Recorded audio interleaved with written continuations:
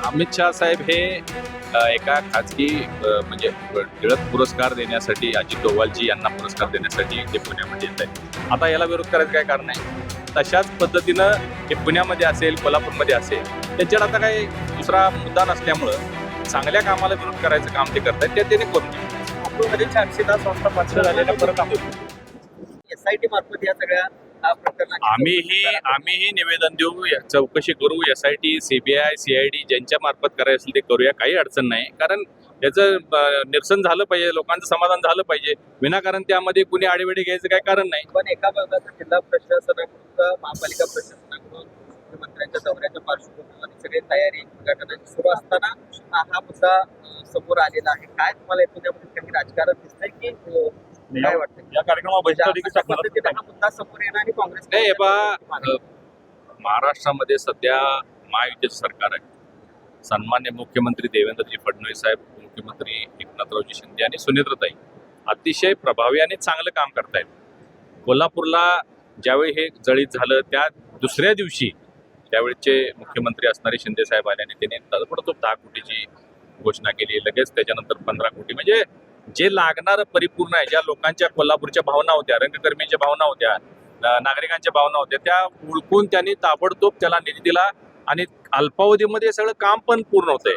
आता एवढं सगळं चांगलं होत असताना जर लोकांनी त्याला विरोध करायचा किंवा काँग्रेसच्या किंवा विरोधी पक्षाच्या लोकांनी विरोध करायचा, हे योग्य नाही आहे.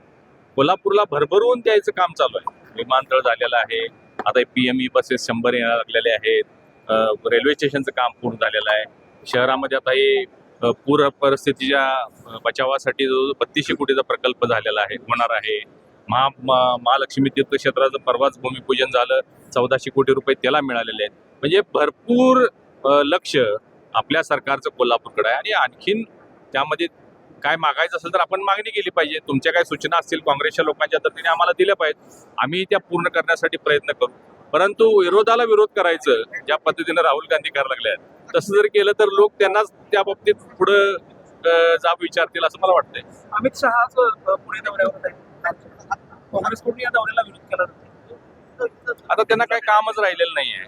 अमित शाह साहेब हे एका खाजगी म्हणजे टिळक पुरस्कार देण्यासाठी अजित डोवालजी यांना पुरस्कार देण्यासाठी ते पुण्यामध्ये येत आहेत. आता याला विरोध करायचं काय कारण आहे?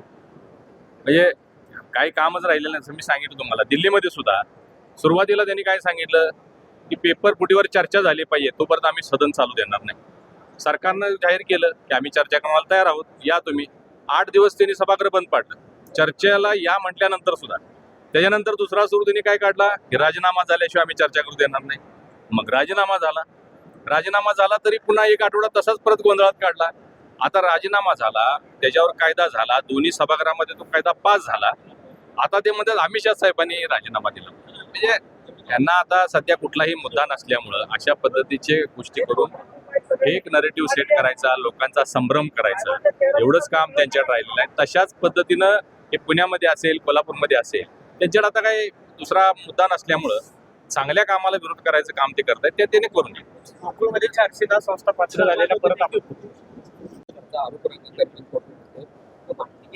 काय नेमकं रंगकर्मी बांधवांचे मलाही फोन आलेले होते, त्यांनी आंदोलनही केलेलं होतं, ते मी सगळं पाहिलं. खरं पाहता ही बातमी कुठून आली मला माहीत नाही की केशवराव भोसले खाजगीकरण होणार.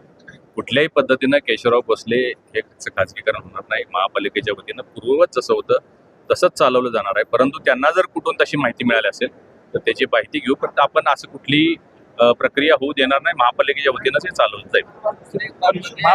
महापालिकेचं व्यवस्थापन केलं जाईल असं म्हणतात. व्यवस्थापन केलं जाईल. काल साहेब रविकर्मीने एक पत्रकार परिषद घेतली, ज्यामध्ये त्यांनी महापौर असतील, आयुक्त असतील यांच्यावर आरोप केले की दिशाभूल करणारी वक्तव्य ते करतात. म्हणजे महापौर हे पहा,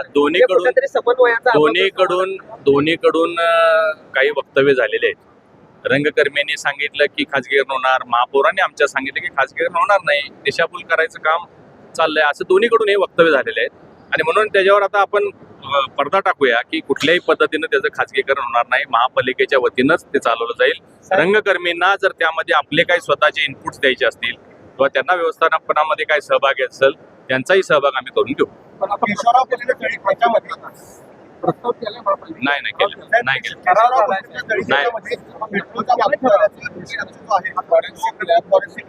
परत सांगा. फॉरेन्सिकचा अहवाल आहे त्यामध्ये 3 नमुने असे सापडले त्यामध्ये जळी जाळण्याचा प्रश्न आहे. ईश्वररावला जी आग लावली त्याच्यात पेट्रोल विक्रीत सापडलं. लावली नाही लागली. हा म्हणजे असं विरोधकांनी हे आरोप पहा आता हे पोलीस प्रशासन आपलं काम करत आहे, त्यांची चौकशी चालू आहे. आपण यामध्ये बोलणं योग्य नाही.